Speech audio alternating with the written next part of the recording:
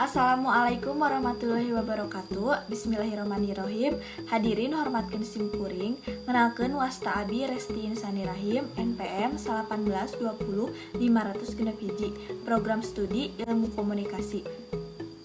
Hadirin hormatkeun simkuring, dina ayana Covid-19 ieu anu asalna ti negeri Cina, ayeuna geus nyebar ka mana-mana, hampir ka seluruh dunia, nimbulkeun loba korban jiwa anu geus beunang ti masing-masing negara.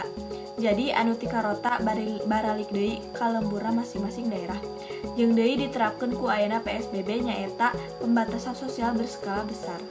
Jadi himbauan kanggo masyarakat ngeunaan Covid-19 nyaeta ku cara hayu urang sasarengan ngajaga diri jeung keluarga tina virus corona. Ku tetep jaga kesehatan, rajin ngumbah panangan jeung make sabun. Lamun geus nyepengna naon, gunakeun hand sanitizer sacukupna.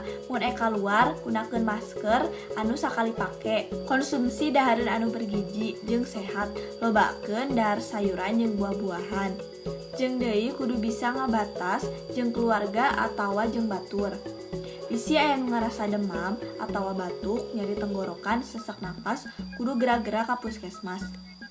Sakitu anu dipikahatur, mudah-mudahan aya manfaatna. Pilih dina cariosan ieu resak basa atanapi seueur kalepatan, hapunten pisan. Tutus langkung tepang haling mugi kersang hapunten. Wabillahi taufiq wal hidayah. Wassalamualaikum warahmatullahi wabarakatuh.